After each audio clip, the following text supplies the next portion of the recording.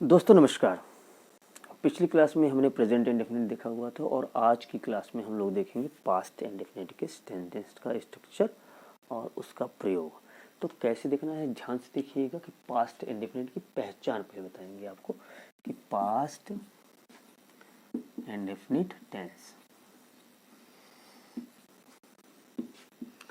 क्या होता है। जो कार्य पास्ट में गुजर गया, पास्ट इंडेफिनिट का प्रयोग होगा और पहचान होगी हिंदी वाक्य में आपके आएगा ताथा, तिथि, तेथे या फिर आ की मात्रा, ई की मात्रा, ए की मात्रा। ध्यान रखिएगा, आ, ई और ए की। जैसे वह बाजार गया, उसने किताब खरीदी, मैंने अंग्रेजी बोली, हमने अंग्रेजी सीखी, तो आ की मात्रा, ई की मात्रा, ए की मात्रा आते हैं। अब रूल की बात, इसका अफर्मेटिव का रूल अलग होता है। सब्जेक्ट आएगा, then after the second form of the verb will be applied, then object, the last rest. तो क्या ये सब जगह लागू होगा? नहीं, अफर्मेटिव लागू होगा और निगेटिव का रूल अलग होगा। क्या होगा निगेटिव का रूल? सब्जेक्ट, देन डिड, सहायक क्रिया है, नॉट आएगा, फिर मेन वर्ब का first form, object and then rest. ये है रूल अफर्मेटिव का और निगेटिव का। इसमें ध्यान रखिएगा कि चाहे वो प्रेजेंट टेंस हो, चाहे वो पास्ट इंडेफिनिट हो, प्रेजेंट इंडेफिनिट हो चाहे पास्ट इंडेफिनिट हो, दोनों के निगेटिव में वर्ब का फॉर्म फर्स्ट आता है। अफर्मेटिव में, प्रेजेंट इंडेफिनिट में फर्स्ट फॉर्म आता है SCIES के साथ, सिंगुलर सब्जेक्ट के साथ। पास्ट इंडेफिनिट में वर्ब का फॉर्म सेकेंड आता है। चलिए एग्जाम्पल की ओर चलते हैं। जैसे राम ने सीता को पत्र लिखा। अब यहाँ पर काम करने वाला व्यक्ति राम कौन सा काम कर रहा है? लिखने का काम कर रहा है। किसको लिखने का काम कर रहा है? सीता को कर रहा है। अब क्या लिखने का काम कर रहा है? पत्र लिखने का काम। तो पहले सबसे पहले सब्जेक्ट हो गया राम। राम के बाद पूछो क्या कर रहा है, क्या उसने क्या किया? तो उसने लिखा। तो लिखा जो है वो वर्ब का सेकेंड फॉर्म लगेगा। तो राइट का सेकेंड फॉर्म होता है रोड। राम रोड। सीता सजीव ऑब्जेक्ट पहले आएगा, सीता अ लेटर। हाँ, इसको हम एक तरीके से और लिख सकते हैं, Ram wrote letter to Sita. जब सजीव ऑब्जेक्ट बाद में रखा जाएगा और निर्जीव पहले रखा जाएगा तो टू या फॉर लगेगा। अब बात करेंगे हम निगेटिव सेंटेंस की। क्या होता है निगेटिव सेंटेंस?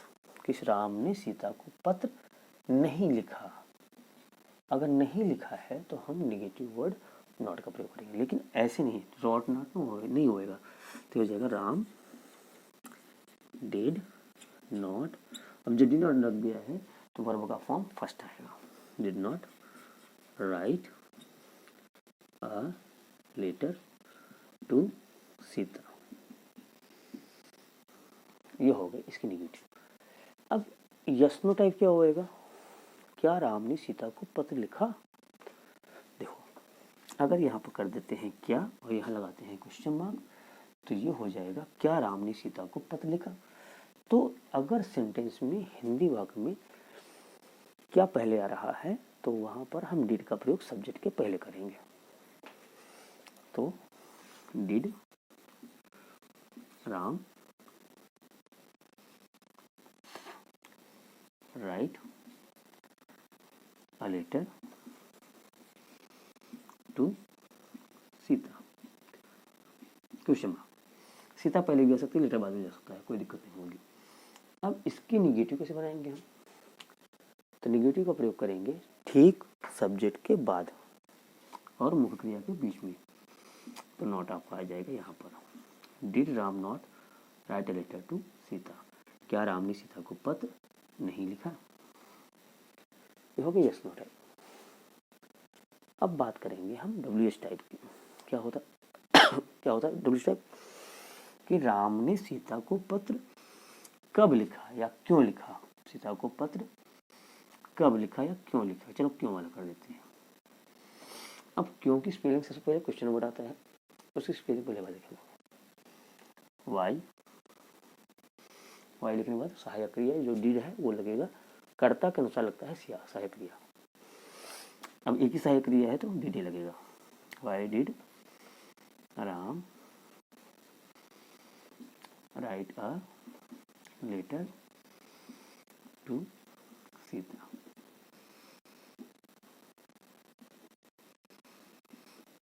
अब नॉट का प्रयोग कहाँ होगा? नॉट का प्रयोग होगा आपका सब्जेक्ट के और मुख्य क्रिया के बीच में। Why did Ram not write a letter to Sita. ये तो सिंपल स्ट्रक्चर हो गया। अब सिंपल के अलावा कुछ और बन सकता है? जी हाँ, बन सकता है। कभी कभी सेंटेंस में कर्ता की अनुपलब्धता होती है, सजीव कर्म की अनुपलब्धता होती है और निर्जीव कर्म की भी अनुपलब्धता होती है, नहीं उपस्थित होते हैं, तो उससे भी क्वेश्चन वर्ड से नए सेंटेंस बनते हैं। वो कैसे बनेंगे वो देखेंगे। चलिए देखते हैं क्या कि राम को सीता को पत्र किसने लिखा। सीता को पत्र किसने लिखा। चलिए मिटाते हैं हल्का सा ऊपर से।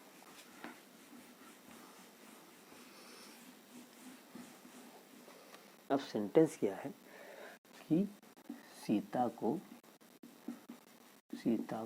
पत्र किसने लिखा।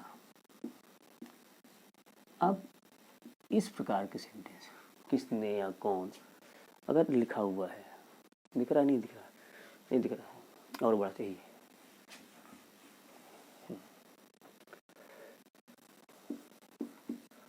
सीता को पत्र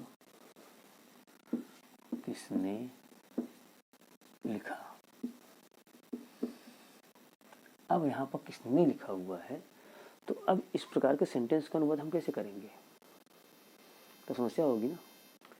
तो इसको करने के लिए आपको पहले ही समझना होगा कि सेंटेंस का कर्ता कौन है। यहाँ पर जो कौन शब्द आया है वही हमारा सेंटेंस का कर्ता भी है और वही हमारा क्वेश्चन वर्ड भी है।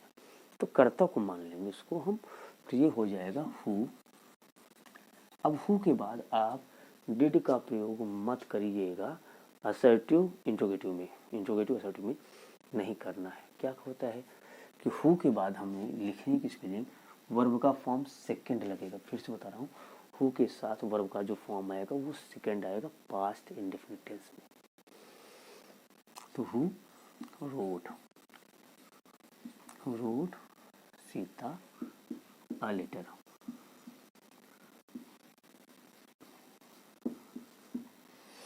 अब गलती कहाँ करते हैं, डिड लगा देते हैं। Who did Sita write a letter, that is wrong. लेकिन हाँ, अगर निगेटिव आ रहा है इसमें तो निगेटिव फॉलो करेंगे। सीता को पत्र किसने नहीं लिखा, सबने लिखा है, किसने नहीं लिखा, तो ये हो जाएगा who did not write a letter to Sita, कि सीता को पत्र किसने नहीं लिखा। ये बन गया तुम्हारा हु का केस। ठीक है। अब हु के केस के बाद एक केस और आता है, मिटा दे रहे हैं हम, एक बार स्क्रीनशॉट लेना चाहते ले लीजिए। पॉज करके आप वीडियो को लिख सकते हैं, नोट्स बना सकते हैं।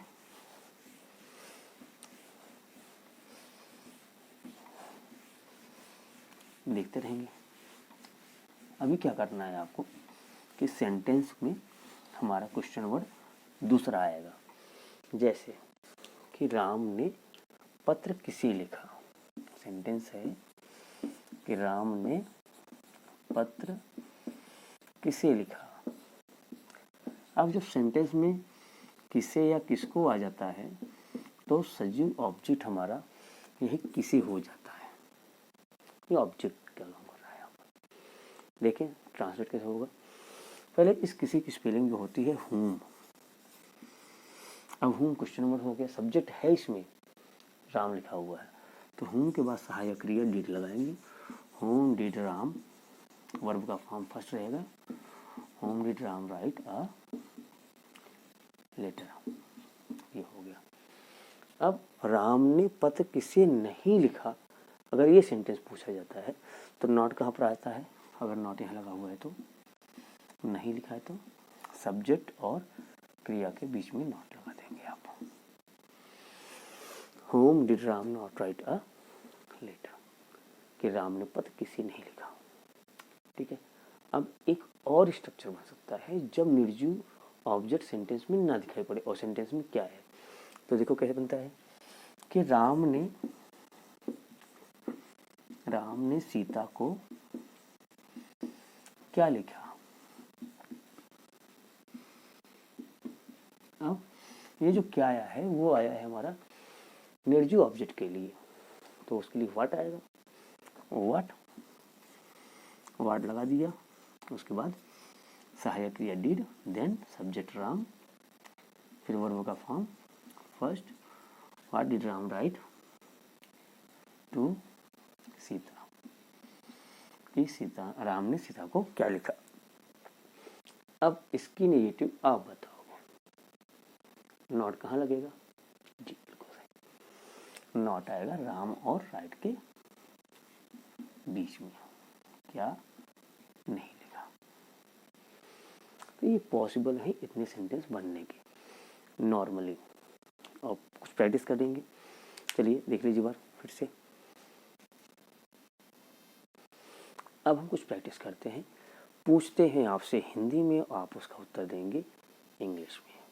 ठीक है, जैसे बाजार कौन गया, कौन लगा हुआ है, हु वेंट टू मार्केट, पत्र किसने लिखा, हु रोट ए लेटर, खाना किसने पकाया, हु कुक्ड फूड, गाना किसने गाया, हु सैंग अ सॉन्ग, तुमको किताब किसने दी, who gave you the book,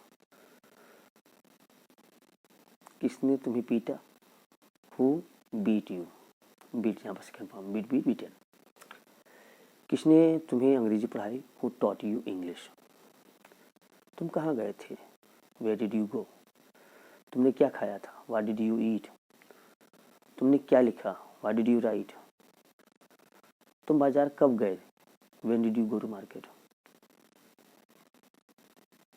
तुमने अंग्रेजी कहाँ सीखी, where did you learn English, तुमने यह काम कब किया, when did you do this work, तुमने यह काम कैसे किया, how did you do this work. तो such kind of sentences can be framed with the help of this structure. अब yes no टाइप देख लेते हैं। क्या तुमने खाना खाया, डिड यू ईट फूड, क्या तुमने पत्र लिखा, did you write a letter, क्या तुम बाजार गए थे, did you go to market, did you help the poor, क्या तुमने गरीबों की सहायता की, क्या तुमने कार चलाई, did you drive a car, क्या तुमने पंखा ऑन किया, did you switch on the fan. तो स्ट्रक्चर को, छोटे छोटे सेंटेंस को बनाना सीखें और ट्रांसलेट कीजिए। और सबसे ज़्यादा ध्यान देने वाली बात यह है अफर्मेटिव पास्ट इंडेफिनिट टेंस के, अफर्मेटिव सेंटेंस का और हु के केस का, क्योंकि इन दोनों के साथ वर्ब का फॉर्म सेकेंड आएगा। तो देखते रहिए, मिलेंगे अगले अंक में कुछ और नया लेकर के जो आपके लिए अवेलेबल होगा। तो देखते रहिए UKSC classes. Thank you, bye bye.